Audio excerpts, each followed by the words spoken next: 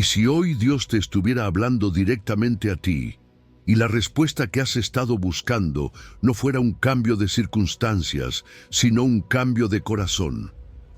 Y si lo que necesitas para ver una transformación real en tu vida no es hacer más esfuerzo, sino aplicar las palabras de Jesús tal como Él las dijo, imagina la escena: una ladera, el aire fresco, la gente en silencio, cansados, heridos, confundidos, pero con hambre de algo verdadero.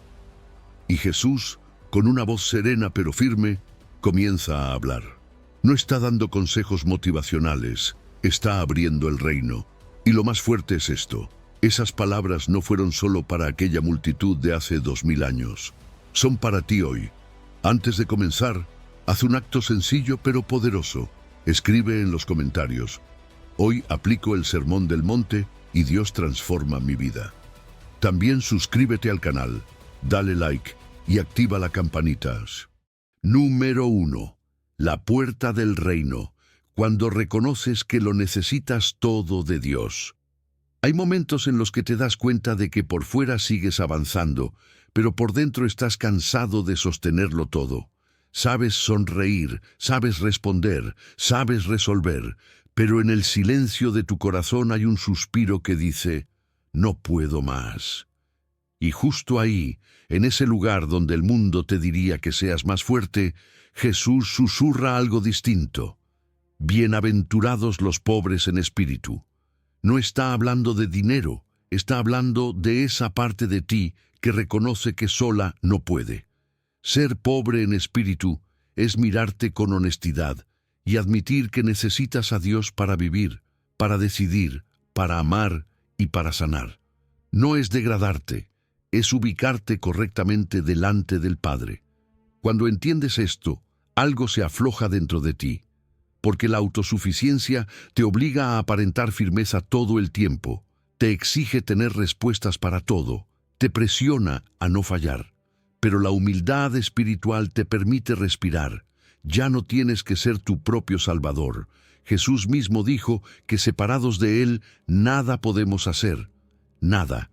Eso incluye tus fuerzas emocionales, tu sabiduría, tu capacidad de sostener a otros. La pobreza en espíritu es llegar con las manos vacías, sin máscaras, sin discursos perfectos, solo con un corazón abierto que dice: Señor, aquí estoy. Muchas veces el estancamiento espiritual no viene por falta de fe, sino por exceso de control. Fíjate que hay personas que oran, pero siguen cargando todo solas. No es que no crean en Dios, es que no sueltan. El alma se cansa de cargar decisiones, miedos, heridas y el futuro como si dependiera únicamente de ella. Y a veces el orgullo se disfraza de responsabilidad. Decimos que nadie nos ayuda, pero en el fondo no delegamos, no confiamos, no soltamos. El orgullo no siempre grita, a veces susurra: yo puedo. Pero rendirse delante de Dios no es perder, es empezar de verdad.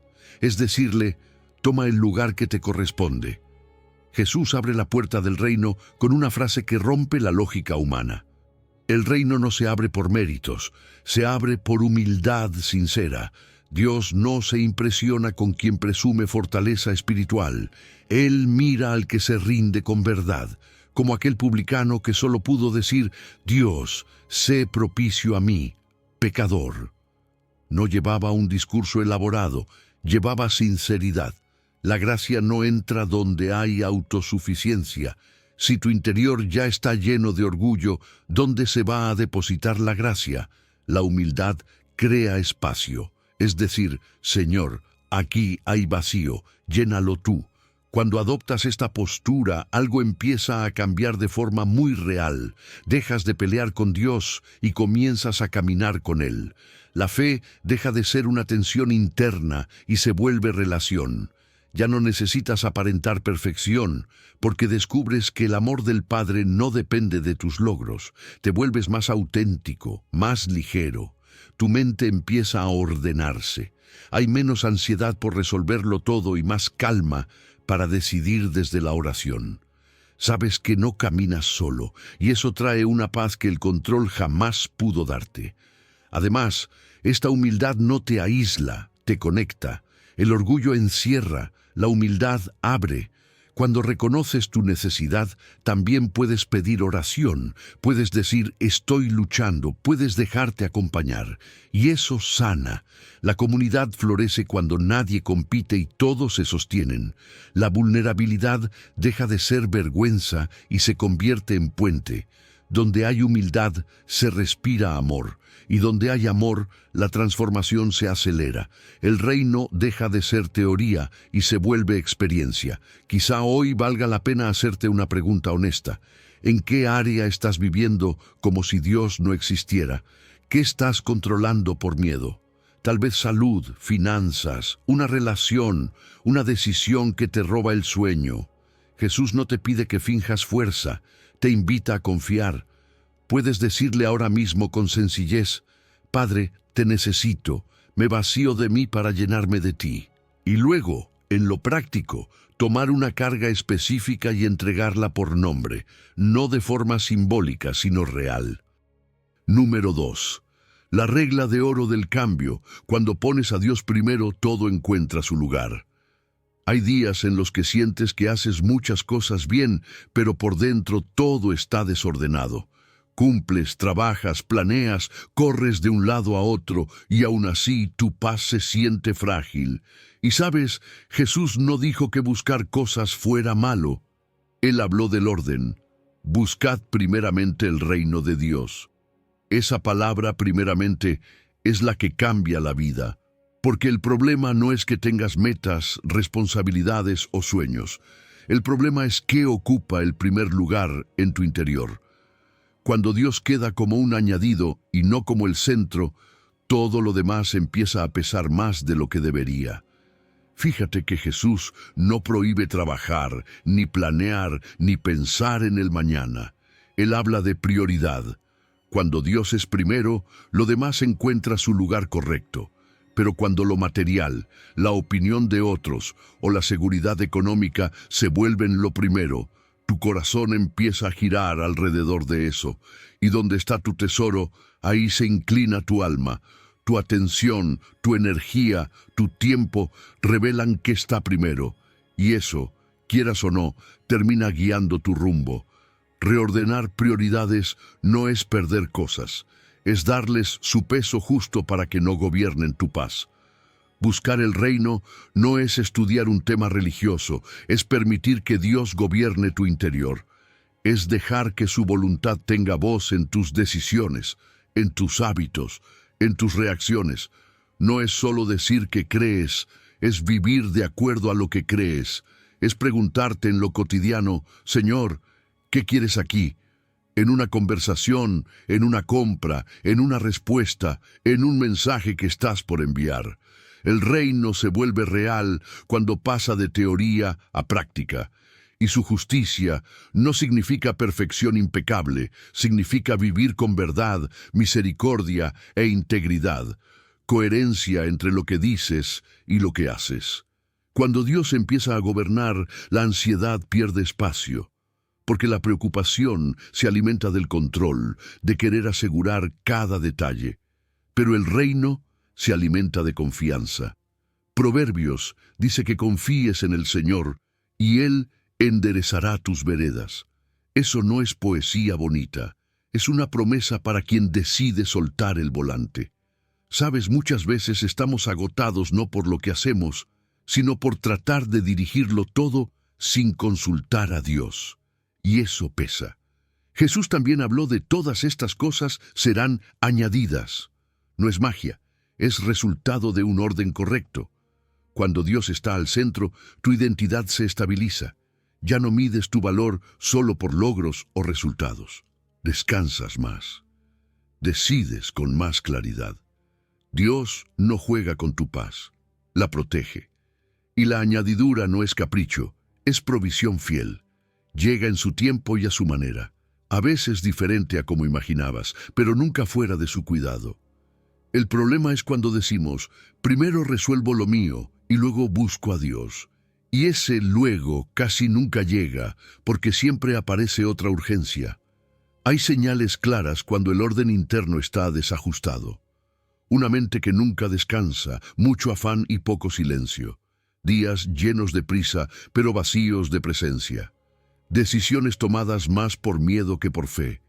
El miedo se vuelve consejero principal y desplaza la voz de Dios. Y otra señal silenciosa es cuando Dios aparece solo en emergencias. Oramos cuando no hay salida, pero lo olvidamos cuando todo va bien. Buscar primero el reino también es buscarlo en la calma, no solo en la tormenta. Reordenar comienza con actos pequeños, pero sinceros. A veces es darle a Dios el primer momento del día antes de mirar el teléfono. Un versículo, una oración corta, un minuto de silencio real. Es decirle, antes de escuchar al mundo, quiero escucharte a ti. Otras veces es el primer sí del día, elegir obedecer en algo concreto. Perdonar cuando duele, decir la verdad cuando cuesta, servir cuando nadie ve. Ahí el reino deja de ser discurso y se vuelve vida. Cuando pones a Dios primero, no pierdes el control de tu vida, encuentras al mejor guía, y poco a poco descubres que lo que realmente necesitabas no era hacer más, sino ordenar mejor. Ahí el alma descansa, ahí el corazón se afirma, y ahí, sin darte cuenta, empiezas a vivir con una paz que no depende de lo que tienes, sino de aquel a quien pusiste primero. Número 3. Cuando Dios limpia tu corazón, tu vida se vuelve clara. Hay momentos en los que uno se cansa de mirar hacia afuera y empieza a sospechar que la verdadera batalla está adentro. Porque puedes cambiar de lugar, de rutina, de personas alrededor, y aún así sentir la misma confusión. Y entonces las palabras de Jesús toman otro peso. Bienaventurados los de limpio corazón, porque ellos verán a Dios. No está hablando de gente perfecta, está hablando de gente sincera delante de Dios. Gente que se atreve a mirar sus motivos, sus intenciones, sus deseos más profundos. Porque sabes, puedes verte bien por fuera y estar roto por dentro. Puedes sonreír, servir, hablar bonito y aún así tener el corazón cargado. Un corazón limpio no es el que nunca falla, es el que no vive dividido. Es el que no tiene una versión para el público y otra en secreto. La pureza bíblica no es apariencia, es integridad interior. Es cuando lo que muestras y lo que eres empiezan a alinearse. Y eso no nace del esfuerzo humano solamente. La gracia inicia ese proceso. Dios no te dice, límpiate y luego ven. Él dice, ven y yo te limpio. Como un orfebre que toma el metal con paciencia y lo pasa por el fuego, no para destruirlo, sino para quitar lo que estorba al brillo. La limpieza de Dios no humilla, restaura. Cuando Jesús dice que los de limpio corazón verán a Dios, no está hablando solo del cielo futuro, también habla de claridad hoy. Ver a Dios es empezar a reconocer su mano en tu vida. En una puerta que se abre, en otra que se cierra, en una paz que aparece aunque no tengas todas las respuestas. Antes veías coincidencias, ahora empiezas a notar dirección. Antes todo era confusión, ahora hay discernimiento. Y eso pasa porque cuando el corazón se purifica, el ruido interior baja. Hay menos ansiedad mental, menos pensamientos enredados, más espacio para escuchar la palabra y esa voz suave de la conciencia que Dios usa para guiarte. La mirada también cambia. Donde antes había sospecha, empieza a haber confianza. Donde había comparación, nace gratitud. Donde reaccionabas por impulso, ahora respondes con más sabiduría. No porque te volviste perfecto, sino porque tu interior está más claro, como agua que deja de estar turbia, y el agua clara refleja mejor la luz. Un corazón limpio refleja mejor a Dios, pero también vale la pena ser honestos con lo que ensucia el corazón. Hay toxinas del alma que se van acumulando sin que lo notes. El rencor, por ejemplo, esa herida que no sueltas y que te hace interpretar todo desde el dolor. La envidia que roba paz y te hace mirar la vida de otros más que la tuya. La doble intención, hacer algo bueno pero esperando reconocimiento. Todo eso carga el corazón y lo vuelve reactivo. No define quién eres, pero sí puede nublar tu visión. Y luego está el ruido constante. Pantallas todo el tiempo, conversaciones tóxicas, pensamientos que dan vueltas y vueltas. El corazón se satura, como una habitación llena de humo. Cuesta ver, cuesta respirar. También existe la apariencia religiosa. Hacer cosas de Dios sin estar con Dios. Mucha actividad espiritual por fuera, pero poca comunión por dentro. Eso cansa y confunde. La limpieza interior comienza con pasos sencillos pero reales. A veces es hacer tuya la oración del Salmo. Crea en mí, oh Dios, un corazón limpio. Repetirla no como frase bonita, sino como puerta abierta. Decirla cuando notas emociones mezcladas, cuando tus motivos no están claros. También ayuda el silencio intencional. 3 o 5 minutos sin hablar, sin pedir nada, solo rindiendo pensamientos. Respirar y decir, Señor, aquí estoy. Parece pequeño, pero ordena mucho por dentro. Y luego vienen decisiones concretas. Pedir perdón cuando cuesta. Cortar un hábito que sabes que te contamina. Decir una verdad con amor en lugar de seguir fingiendo. La pureza se fortalece con pequeñas obediencias repetidas. No es un evento, es un camino. Incluso puedes hacer algo muy práctico, un ayuno de toxinas del alma. Un día reduciendo lo que ensucia tu interior. Menos contenido que contamina, menos conversaciones que envenenan, menos pensamientos rumiantes que te acusan, y reemplazar eso con algo sano. Un salmo leído despacio, una oración corta, escribir motivos de gratitud, un acto de servicio que nadie vea. Eso limpia más de lo que imaginas. Número 4. Perdonas y te liberas. La transformación se nota cuando sueltas la deuda. Hay heridas que no se ven, pero pesan como piedras en el corazón. Son palabras que marcaron, traiciones que dolieron, ausencias que dejaron huella. Y sabes, uno puede seguir adelante por fuera y aún así llevar por dentro una lista silenciosa de deudas emocionales. Jesús habló del perdón de una manera muy directa. Si perdonas, serás perdonado. No como amenaza fría, sino como medicina para el alma. Porque el perdón no es un adorno espiritual, es una llave de libertad. Y muchos viven atados no por lo que les hicieron hoy, sino por lo que no han soltado ayer. Perdonar no significa aprobar lo que pasó. No significa decir que estuvo bien. No borra el dolor ni reescribe la historia. Lo que fue injusto sigue siendo injusto. Pero perdonar sí cambia quien carga el peso. Cuando perdonas, no llamas bueno a lo malo. Decides entregar el juicio a Dios. Dejas de ocupar el lugar de juez y vuelves al lugar de hijo. Y eso trae descanso, porque sostener el martillo del juicio cansa, endurece, agota. Dios puede manejar la justicia mejor que nosotros, y mientras Él se encarga de eso, tú empiezas a sanar por dentro. Muchas ofensas se convierten en facturas internas, cada recuerdo vuelve a cobrar, cada escena revive la emoción, cada herida genera intereses, y sin darte cuenta vives pagando algo que no te corresponde. El no perdón es como una prisión sin barrotes. Caminas, trabajas, sonríes, pero por dentro sigues atado al pasado. A veces la persona que te hirió ya siguió con su vida, pero tú sigues dialogando con lo que ocurrió. Eso drena energía, roba paz, nubla la mirada. El resentimiento también contamina lo cotidiano, se filtra en el tono con el que hablas, en la forma en que reaccionas, en la desconfianza hacia otros. Afecta tu oración, porque el corazón endurecido escucha menos. Afecta tus relaciones nuevas, porque levantas muros por miedo a que se repita la historia.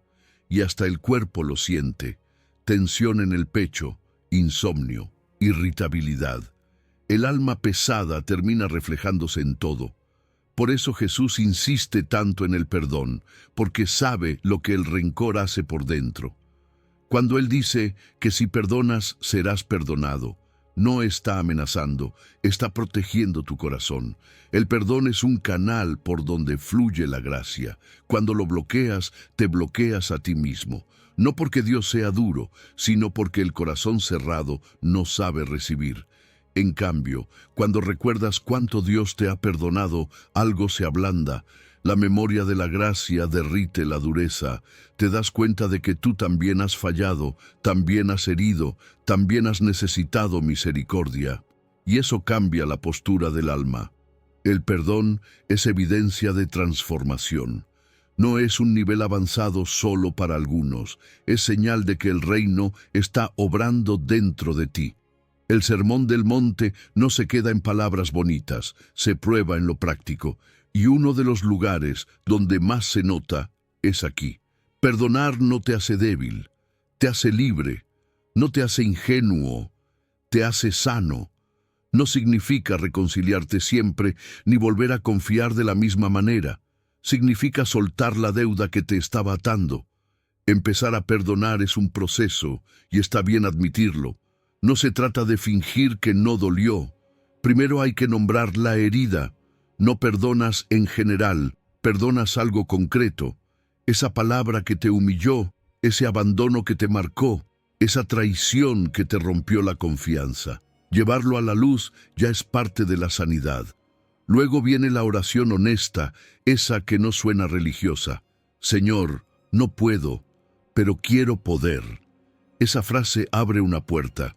Dios trabaja con corazones sinceros, no con discursos perfectos. Después toca cerrar la puerta al recuerdo tóxico, porque la mente vuelve a la escena, y cuando vuelva, puedes decidir no alimentarla, no recrearla, no agregarle más diálogo interno, entregarla otra vez a Dios, decir, yo elijo soltar. A veces tendrás que hacerlo muchas veces, y eso no es fracaso, es proceso. Número 5. El amor que rompe tu viejo yo. Cuando amas al difícil, Dios te transforma de verdad. Hay palabras de Jesús que suenan hermosas hasta que las aterrizas en la vida real. Amad a vuestros enemigos no es una frase decorativa. Es una de las más desafiantes del Evangelio, porque va directo contra el instinto. Cuando alguien te hiere, lo natural es cerrarte, defenderte, devolver. Y entonces Jesús dice, ama, bendice, ora. Eso no nace de la emoción, nace de una decisión. El amor bíblico no empieza en el sentimiento, empieza en la voluntad rendida a Dios.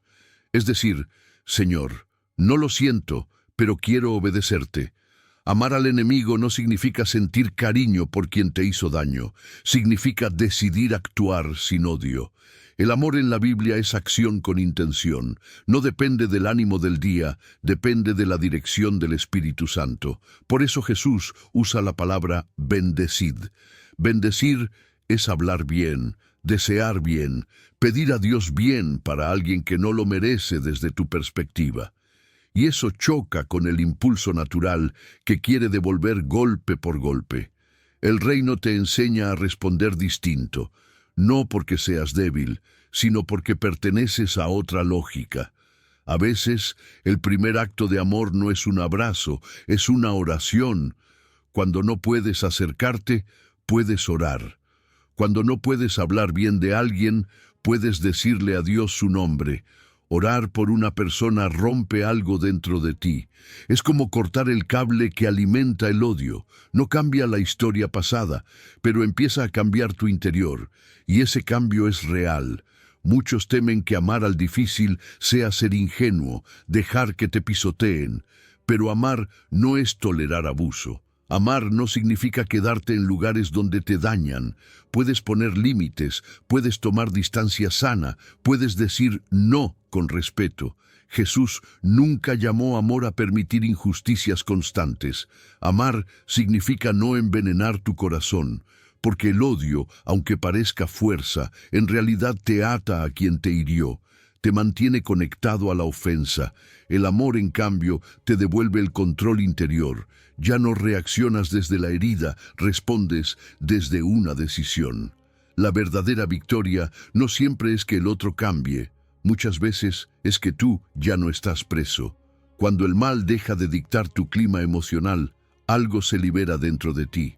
Puedes recordar sin arder por dentro. Puedes seguir tu camino sin cargar a esa persona en la mente todo el tiempo. Esa es libertad. Y esa libertad vale más que tener la razón. El modelo de este amor es Jesús. No es una idea abstracta, es una vida concreta. En la cruz, con dolor real, con traición real, con injusticia real, dijo: Padre, perdónalos. No esperó arrepentimiento previo, no pidió garantías. Amó en medio del dolor. Y eso muestra que este amor no es humano, es sobrenatural. Por eso necesitas al Espíritu Santo. Amar así no sale de tu fuerza, sale de la gracia de Dios en ti. Dios no manda algo sin dar el poder para vivirlo. Cuando te pide amar, también te ofrece su ayuda para hacerlo. En un mundo donde todos responden con revancha, el amor distinto resalta. Es sal y luz en acción. No es pasividad, es una forma poderosa de vencer el mal con el bien. Y eso tiene impacto. A veces transforma al otro, otras veces solo te transforma a ti. Pero siempre produce algo del reino. Este amor se entrena en lo pequeño. Empieza con oraciones específicas. Señor, bendice a esta persona. Al principio cuesta, suena forzado, pero algo se mueve. También implica sanar la herida. Señor, toca lo que esto dejó en mí. Porque amar no es negar el dolor, es entregarlo.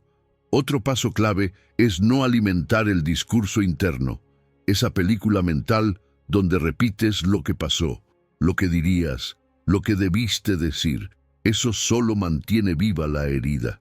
Cambiar ese pensamiento por una promesa de Dios limpia el corazón. A veces el amor se ve en gestos simples. No hablar mal de esa persona, no sumarte al chisme, mantener respeto en lo que dices, si es seguro y apropiado, incluso ayudar en algo puntual, no para quedar bien, sino para entrenar el corazón a no responder con veneno. La primera evidencia de este amor suele salir por la boca. La forma en que hablas revela lo que pasa dentro. Dejar de maldecir, cortar el sarcasmo hiriente, frenar el deseo de humillar con palabras, elegir un tono firme pero limpio, amor con límites pero sin odio. Eso ya es transformación. Número 6. Sana la raíz antes de que te controle. El enojo también necesita rendirse a Dios. Hay enojos que parecen pequeños, pero por dentro arden como brasas. No siempre explotan en gritos, a veces se quedan en silencio, pero queman igual. Jesús habló del enojo de una manera que incomoda, porque no se queda en lo externo. Él dice que no solo importa no hacer daño con las manos, también importa lo que pasa en el corazón. Porque antes de una herida visible, muchas veces hubo un desprecio invisible. Antes de una ruptura grande, hubo palabras dichas con veneno. El reino de Dios no se conforma con que digas, yo no hice nada. Mira lo que estás cultivando por dentro. Puedes no golpear a nadie y aún así estar destruyendo relaciones con tu interior. Puedes sonreír por fuera y estar lleno de rumiación por dentro. El enojo no empieza como incendio, empieza como chispa, una molestia que se repite, una herida que no se habla, una decepción que se guarda, y lo que no se lleva a Dios en oración termina formando carácter. Poco a poco, el enojo se transforma en desprecio, y el desprecio en palabras que humillan, etiquetas que reducen al otro.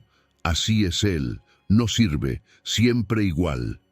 Esas etiquetas deshumanizan, hacen más fácil herir sin sentirlo.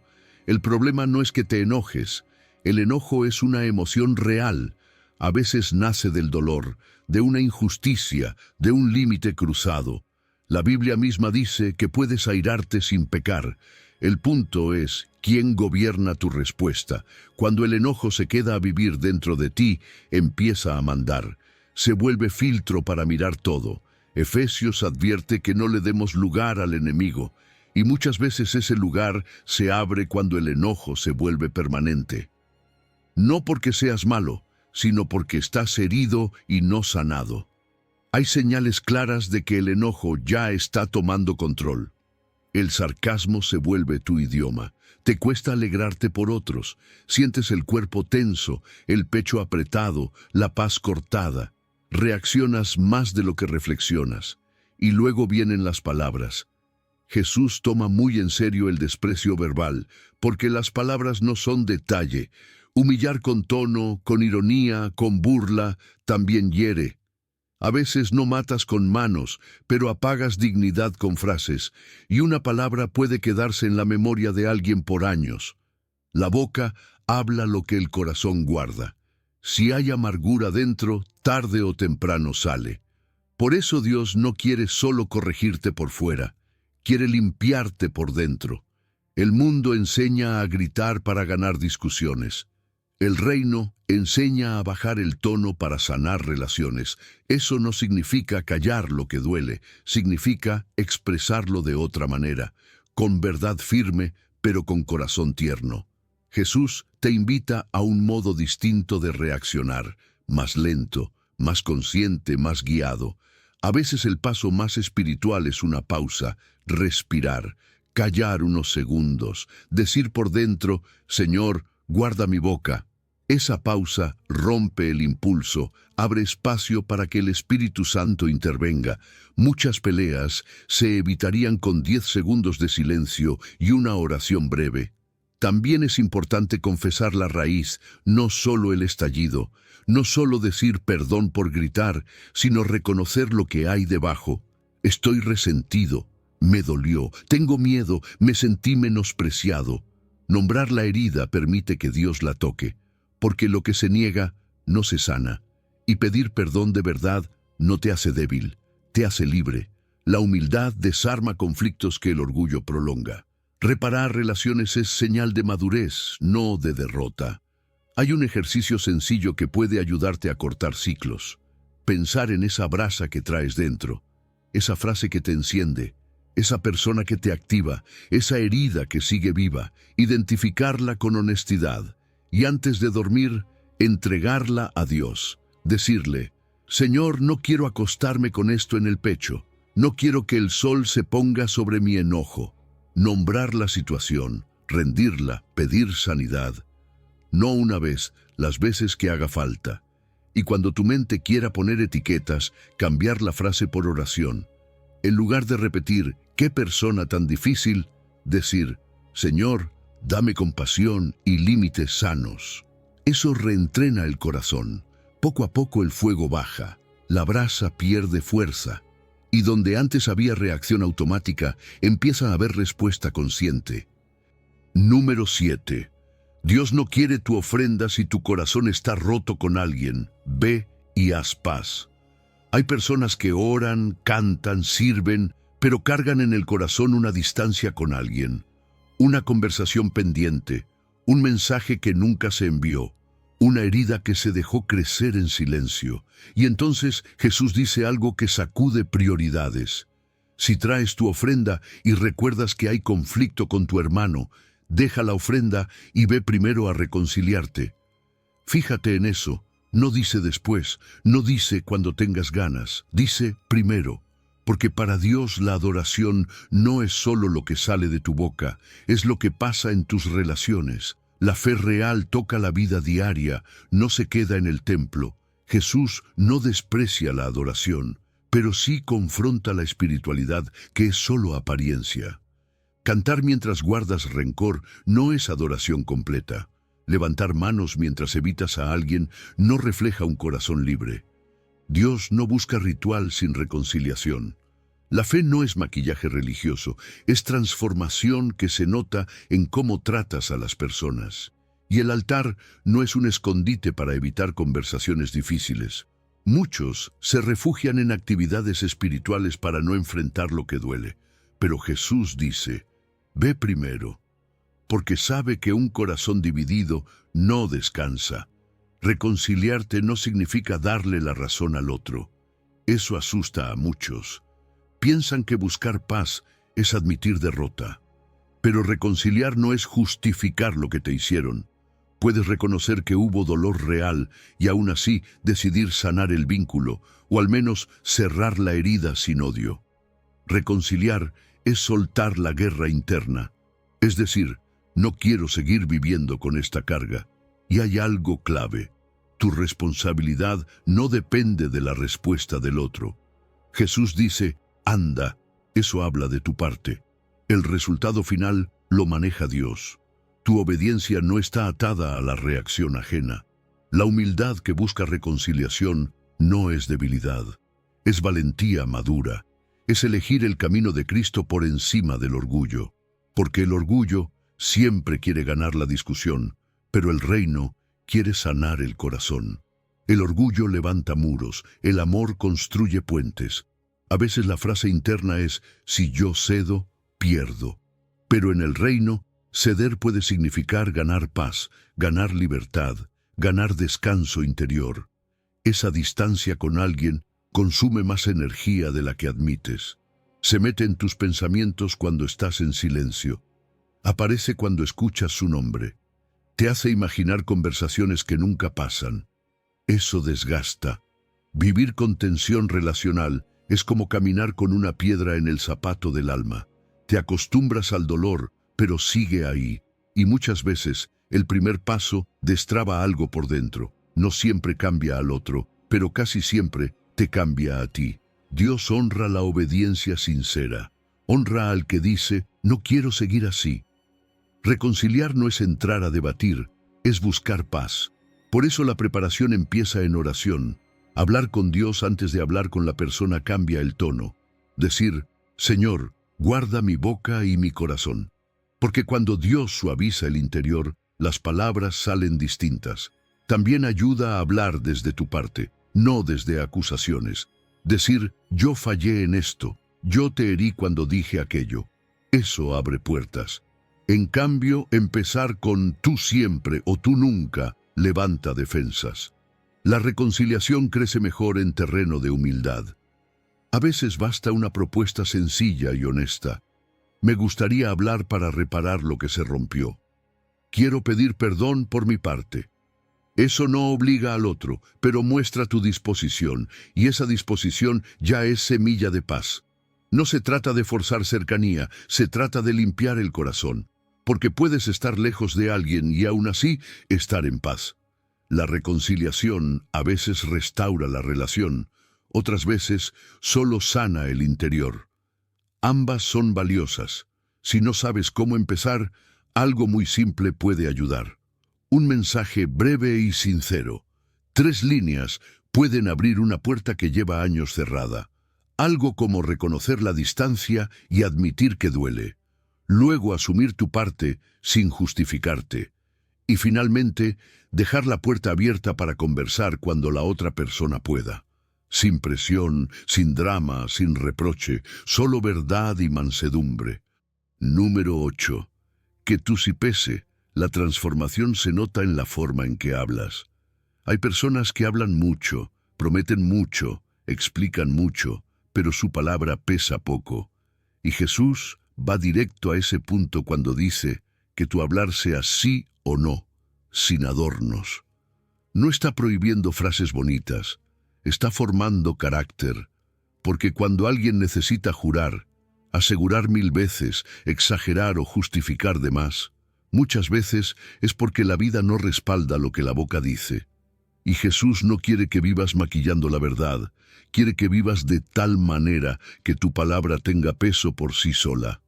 El problema no es el juramento en sí, es la necesidad de usarlo para convencer.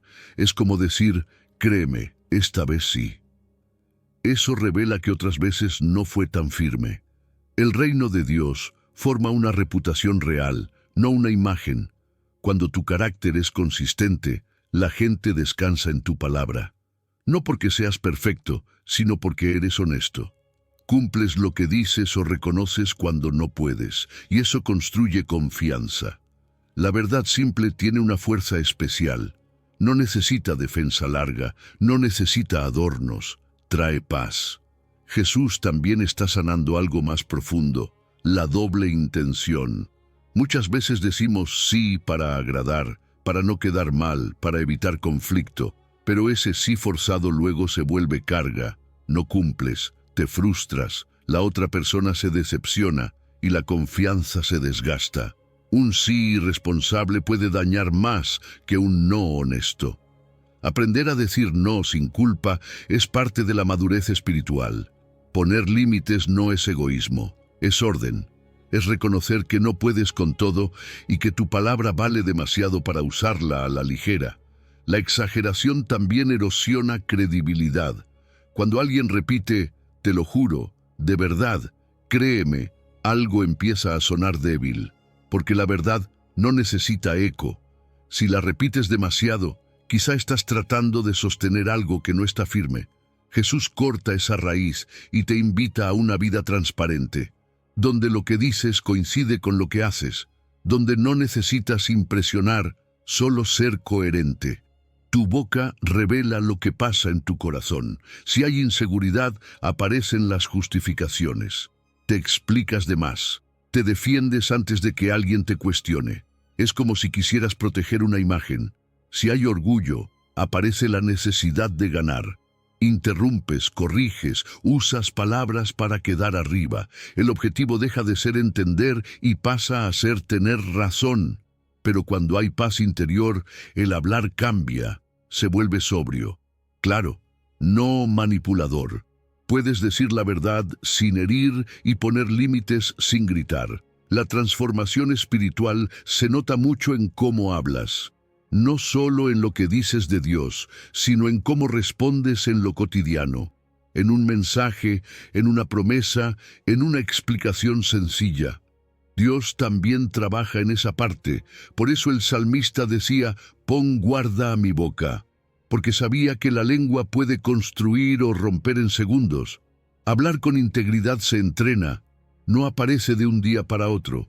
A veces empieza con una pausa de un segundo antes de responder. Respirar y preguntarte, ¿esto que voy a decir es verdad? ¿Es necesario? ¿Es amoroso? Esa pausa evita muchas palabras dichas por impulso. También se forma cumpliendo lo pequeño. Decir que llamarás y llamar. Decir que enviarás algo y hacerlo. Lo pequeño entrena el carácter para lo grande. La gente no confía solo por grandes discursos, confía por pequeñas coherencias repetidas. Y cuando fallas, porque todos fallamos, la integridad también se muestra ahí. Decir, me equivoqué, no podré cumplir, lo dije mal. Reconocerlo rápido evita que la falta crezca. La honestidad humilde repara más que la excusa elaborada.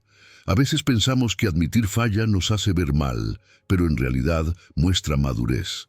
La gente confía más en quien reconoce límites que en quien promete todo. Un ejercicio útil es proponerte hablar con más precisión durante un tiempo. Decir sí solo cuando realmente puedes. Evitar promesas vacías, contar historias sin inflarlas, dejar que la verdad sea suficiente sin agregarle brillo. Eso limpia el lenguaje y también el corazón. Porque cuando dejas de exagerar, empiezas a vivir más ligero. Número 9. El hambre que te despierta. Cuando ya no te conformas, Dios empieza a saciarte. Hay momentos en los que sientes una incomodidad por dentro que no se calma con distracciones. Ves injusticias, ves actitudes torcidas, incluso notas cosas en tu propia vida que ya no encajan, y algo en ti dice, esto no está bien. Esa incomodidad no siempre es crítica, muchas veces es hambre espiritual. Jesús habló de esa hambre y de esa sed, no por cosas materiales, sino por justicia, por una vida alineada al corazón de Dios. Y sabes, cuando ya no toleras lo superficial, cuando lo incorrecto te pesa por dentro, no es que te volviste amargado. Puede ser que el reino te esté despertando. El hambre de justicia no es deseo de castigar a otros, es anhelo de vivir recto delante de Dios. Es querer coherencia entre lo que crees y lo que haces. Es cansarte de justificar lo que sabes que te hace daño, cansarte de repetir patrones que te vacían. Esa sed nace cuando dices, ya no quiero vivir a medias, ya no quiero una fe solo de palabras, quiero una vida limpia, honesta, alineada. Y esa hambre es señal de vida. Un corazón muerto no siente sed. Un corazón vivo sí. La justicia del reino no es venganza, es restauración. Es verdad con amor, corrección con compasión. Es querer que lo torcido se enderece, pero sin odio en el pecho. Es desear lo correcto sin perder la ternura. Por eso la Biblia habla de que la justicia corra como las aguas, no como martillo que aplasta, sino como río que limpia y trae vida. Cuando esta hambre crece en ti, empiezas a ver distinto. Ya no preguntas solo ¿me conviene? Preguntas ¿es correcto delante de Dios? Jesús promete algo hermoso. Los que tienen esa hambre serán saciados, no ignorados, no frustrados, saciados. Dios responde a los que lo buscan en serio, y esa saciedad empieza por dentro. Es la paz que llega cuando haces lo correcto, aunque nadie te aplauda. Es el gozo de vivir sin doble vida, de no esconder, de no fingir. Esa paz vale más que la aprobación de la gente. Luego viene una saciedad con propósito. Dios empieza a usarte. Te vuelve luz en ambientes tensos, voz de calma en discusiones, apoyo para quien sufre. Te vuelves respuesta en medio del dolor ajeno sin darte cuenta. Y muchas veces esa saciedad es progresiva. No siempre llega de golpe. Es como un manantial que va creciendo. Cada decisión correcta abre más espacio a la presencia de Dios. Cada acto de obediencia limpia más el interior. Isaías dice que Dios te pastoreará siempre y saciará tu alma en sequía.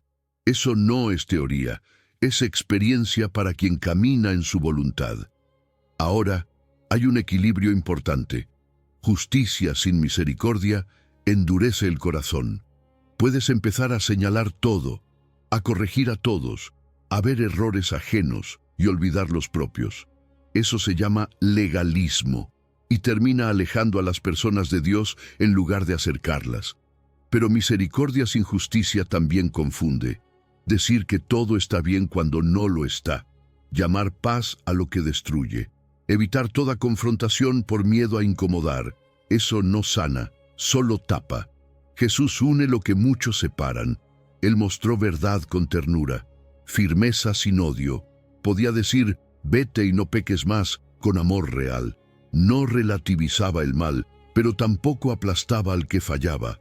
Ese es el camino del reino. Un corazón que ama la verdad, pero también ama a las personas, que corrige sin orgullo y perdona sin ingenuidad. Y esta justicia no empieza en grandes escenarios, empieza en lo cotidiano, en decir la verdad cuando mentir sería más fácil, en ser íntegro aunque nadie te vea, en tratar con dignidad a quien no puede devolverte nada, al que sirve, al que limpia, al que estorba en el camino. El reino se revela en esos detalles. También se ve cuando defiendes al que no tiene voz, cuando no te sumas a la burla, cuando eliges compasión con valentía, no para sentirte superior, sino para reflejar a Cristo. Cada día trae oportunidades pequeñas para sembrar justicia. A veces es pedir perdón por una palabra dura. A veces es no participar en un chisme, aunque todos lo hagan. A veces es ayudar en silencio a alguien vulnerable sin publicarlo. Esas semillas parecen mínimas, pero cambian atmósferas, cambian corazones, cambian el tuyo primero. Número 10. Dios te llama pacificador. Donde otros dividen, tú vas a construir paz. Hay un impulso muy humano que quiere responder fuerte cuando algo duele. Subir el tono, defenderse, cerrar la puerta, marcar distancia. Y en medio de ese impulso, Jesús dice algo que va contra la corriente. Bienaventurados los pacificadores. No los que ganan discusiones, no los que imponen su punto, sino los que construyen paz. Y fíjate, un pacificador no es alguien débil, es alguien valiente. Porque es más fácil reaccionar que restaurar, más fácil levantar muros que tender puentes. La paz del reino no es pasividad, es una decisión activa de entrar al conflicto con el corazón de Cristo. Evitar problemas no es lo mismo que hacer paz. Muchos dicen, yo amo la paz, pero en realidad huyen de las conversaciones necesarias. Eso no sana, solo acumula tensiones. El pacificador bíblico no ignora, enfrenta con mansedumbre.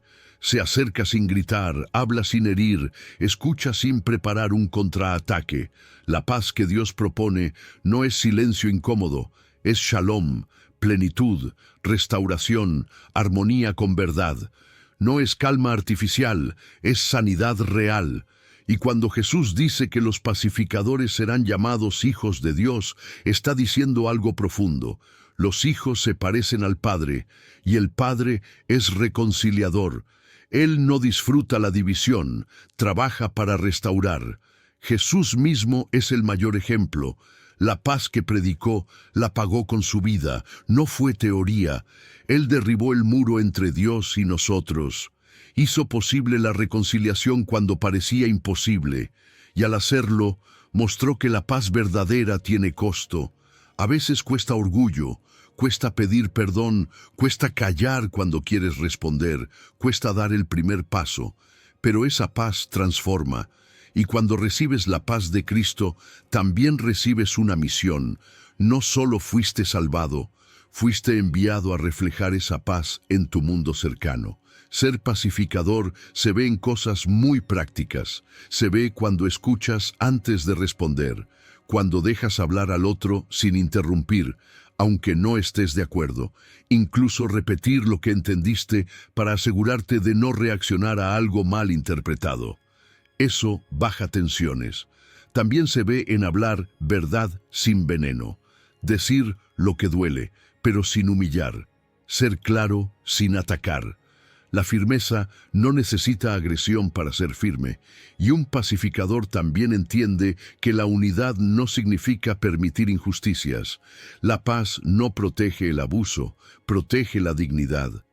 Puedes buscar paz y al mismo tiempo poner límites sanos. Ahora, si somos honestos, hay cosas que nos frenan. El orgullo, por ejemplo.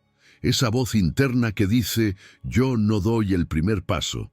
Pero muchas veces ese primer paso es justo lo que Dios usa para romper cadenas. También está la necesidad de ganar, de salir con la razón, pero en el reino, ganar una discusión y perder una relación no es victoria. Dios prioriza personas, no trofeos. Y luego están las heridas antiguas, esas que hacen que reacciones hoy con el dolor de ayer. A veces no respondes a lo que pasa, respondes a lo que recuerdas. Y ahí Dios quiere sanar, porque un corazón herido interpreta todo como ataque. Ser pacificador no significa que todo siempre salga bien. A veces el otro no responde como esperas. A veces rechaza el acercamiento, pero tu llamado no es controlar resultados, es obedecer en el proceso. Romanos dice, si es posible, en cuanto dependa de ti, estad en paz. Eso trae libertad. Haces tu parte y dejas el resto en manos de Dios. Y esa obediencia limpia el corazón. Quizá hoy venga a tu mente una relación tensa, una conversación pendiente, un silencio que ya pesa. Tal vez llevas tiempo diciendo, algún día lo hablaré, y ese día no llega. Pero la paz del reino empieza con decisiones concretas. Primero en oración, algo tan sencillo como decir, Señor, pon paz en mi tono y verdad en mi boca. Eso ya alinea el corazón. Luego puede venir un paso pequeño, un mensaje, una llamada, una invitación a hablar sin pelear, no para ganar, sino para sanar. Un pacificador no siempre resuelve todo, pero siempre baja el fuego, siempre intenta restaurar, siempre busca que la relación valga más que el orgullo, y eso refleja a Dios, porque Dios hace eso contigo todos los días. Te busca, te habla, te corrige con amor, te ofrece reconciliación. Número 11. Tus lágrimas no te avergüenzan, son la puerta del consuelo de Dios. Hay dolores que no saben explicarse con palabras, solo salen en forma de lágrimas, y muchas veces nos enseñaron a esconderlas, a tragarlas, a sonreír, aunque por dentro todo esté temblando. Pero Jesús mira el llanto de otra manera. Él dice, bienaventurados los que lloran. No dice los que disimulan. No dice los que aparentan estar bien. Dice los que lloran. Porque en el reino de Dios, llorar no es debilidad, es verdad. Es el corazón diciendo, esto me duele, esto me importa, esto me quebró. Hay lágrimas que otros ven y hay lágrimas que solo se derraman en silencio. Lágrimas en la madrugada, en la ducha, en el momento en que nadie está mirando. Sonrisas que tapan tormentas internas. Personas que parecen fuertes por fuera, pero por dentro están cansadas de sostenerlo todo. Y sabes, Dios no se impresiona con la imagen de fortaleza. Él se acerca al corazón sincero. El alma llora porque reconoce que algo está roto. Y esa sensibilidad es señal de vida. La indiferencia endurece, pero el llanto abre espacio para que Dios entre y sane. Jesús legitima tu dolor. No te apura. No te dice, supéralo rápido. No te exige sonreír cuando aún estás sanando.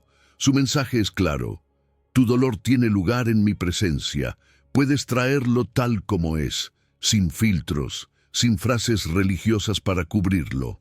La fe verdadera no es negar el dolor, es llevarlo a Dios. Y hay algo profundamente tierno en la manera en que la Biblia habla de tus lágrimas. Dice que Dios las guarda en su redoma, como si cada lágrima fuera un tesoro, como si cada una contara una historia que Él no quiere olvidar. No son estadísticas en el cielo, son recuerdos sagrados delante de Él. Nada de lo que lloras pasa desapercibido. Nada se pierde. Jesús mismo lloró. El Hijo de Dios, con todo su poder, lloró. Lloró por amor, por pérdida, por empatía. Eso rompe la idea de que llorar es falta de fe. No, llorar también es parte de amar, es parte de ser humano. Y si Jesús lloró, entonces tu llanto no es vergüenza, es lenguaje del alma, es oración sin palabras. Nada de tu sufrimiento se desperdicia en las manos de Dios. Ni tu herida, ni tu espera, ni esas noches largas donde das vueltas en la cama.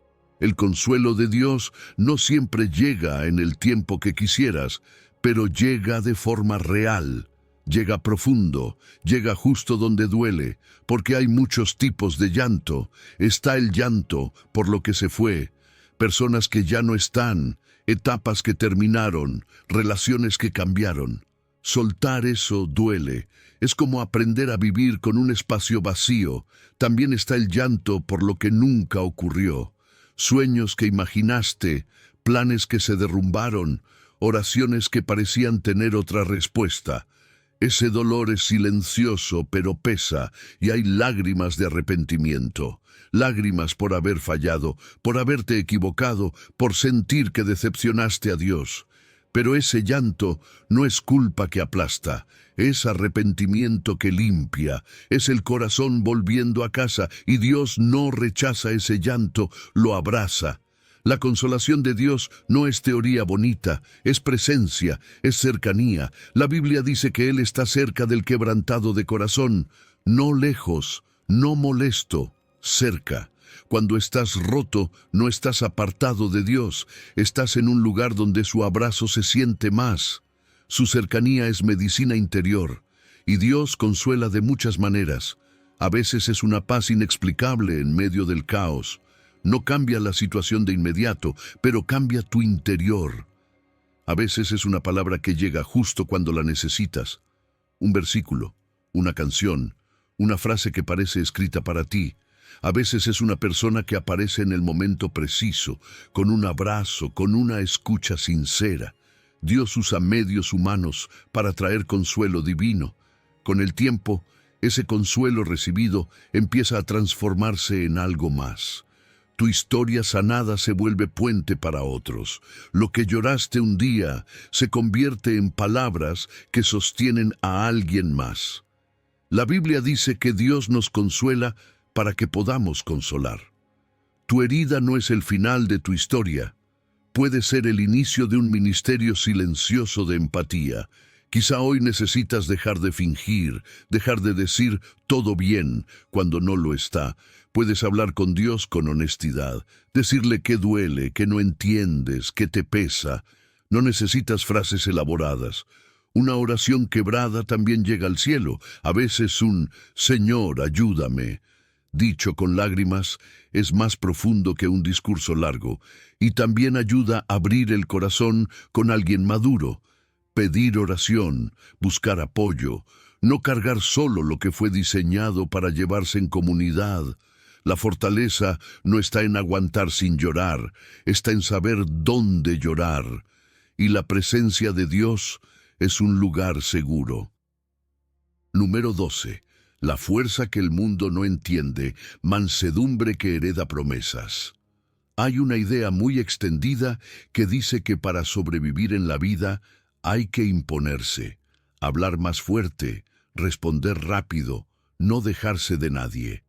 Y entonces Jesús aparece con una frase que parece ir al revés de todo eso. Bienaventurados los mansos. Y muchos piensan que manso es débil, que es alguien que se deja pasar por encima. Pero en el reino de Dios, la mansedumbre no es falta de fuerza, es fuerza dominada. No te falta carácter, tienes carácter bajo control. Es como un caballo fuerte con riendas firmes. Tiene potencia, pero responde a la guía. La mansedumbre es poder bajo control. Es poder responder con calma cuando podrías explotar.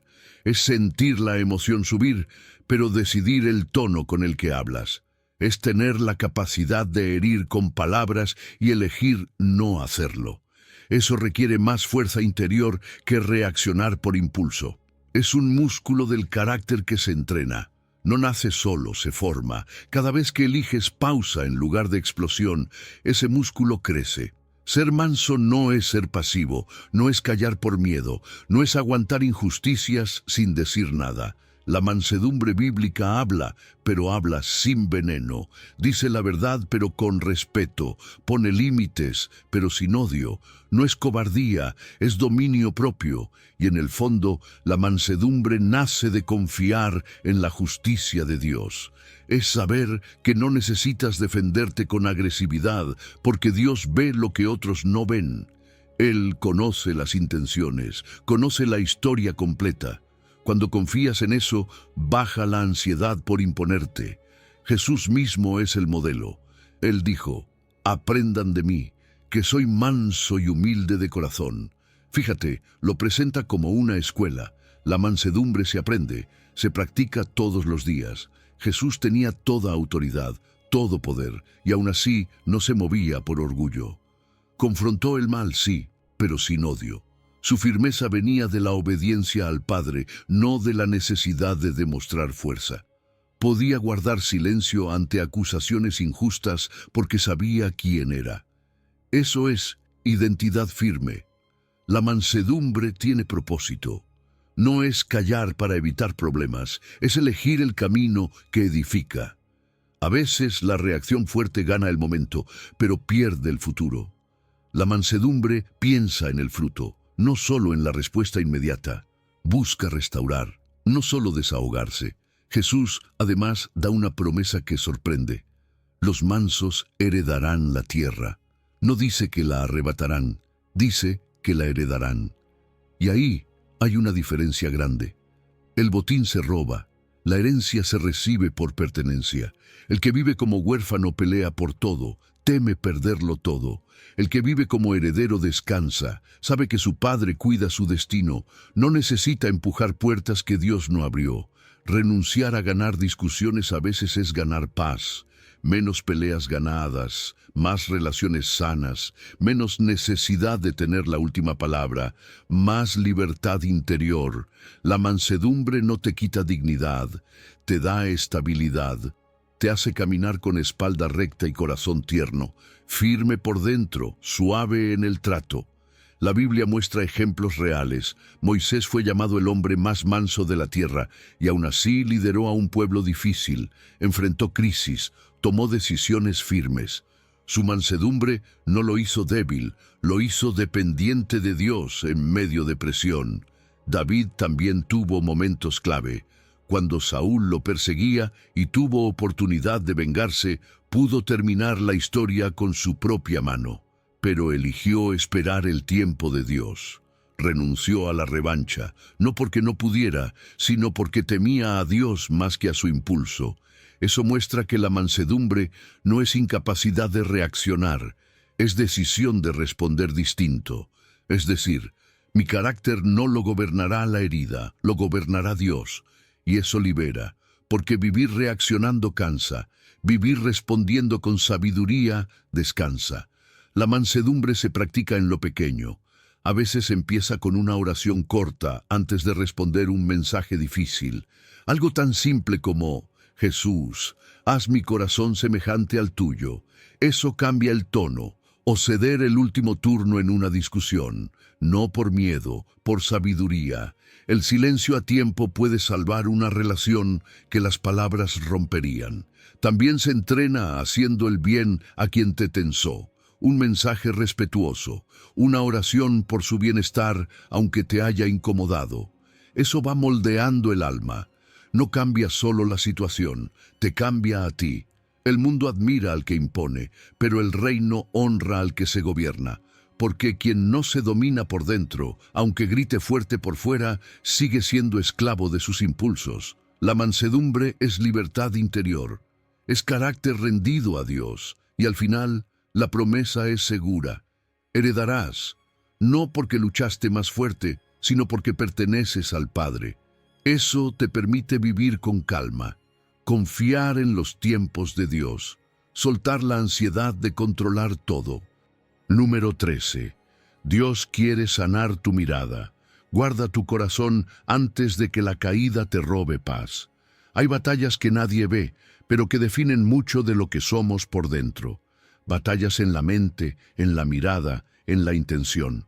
Jesús habló de esto con una claridad que sorprende, porque no se quedó en el acto visible, fue a la raíz. Dijo que quien mira para codiciar ya adulteró en el corazón. Eso no es para avergonzarte, es para despertarte, porque el reino de Dios no solo quiere cambiar lo que haces, quiere sanar lo que deseas, lo que imaginas, lo que alimentas en secreto. La tentación toca la puerta de todos. Nadie está exento.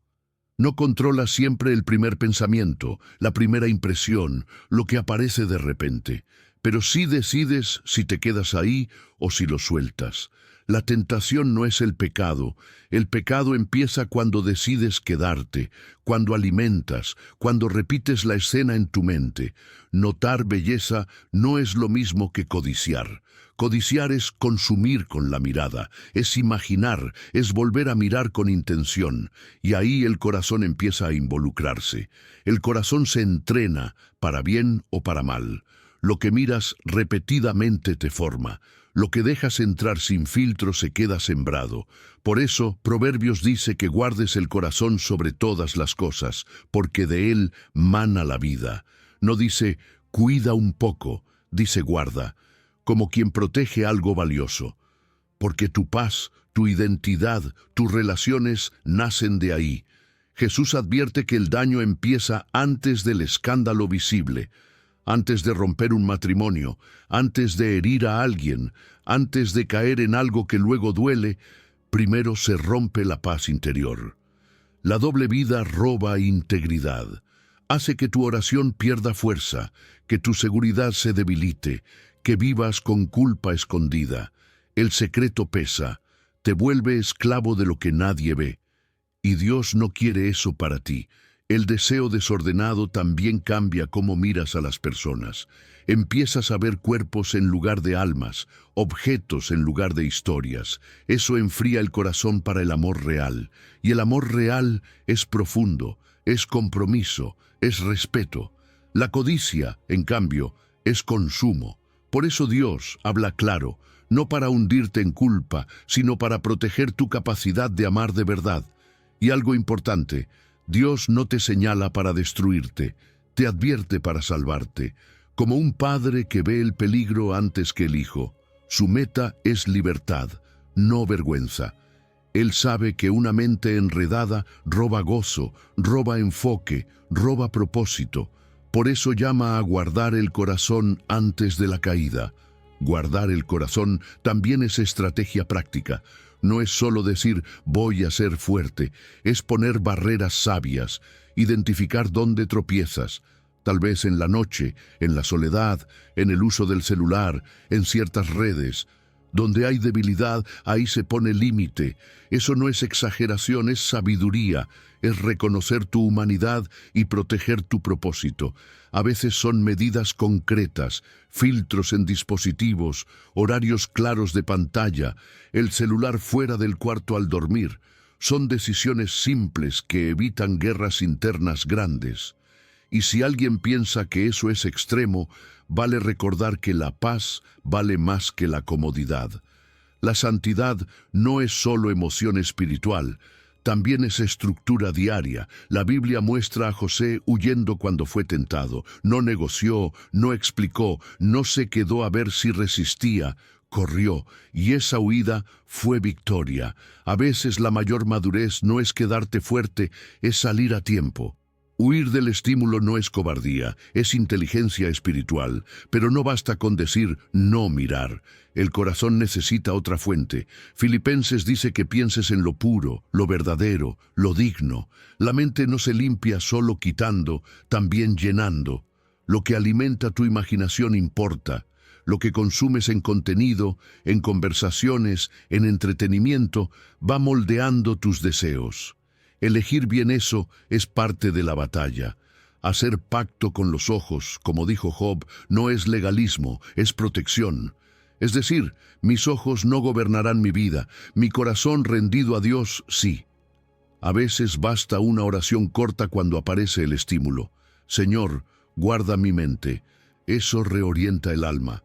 Y si fallas, porque todos estamos en proceso, la gracia sigue ahí. Dios no te cancela por caer. La clave es confesar rápido, no esconderte, no quedarte en la culpa.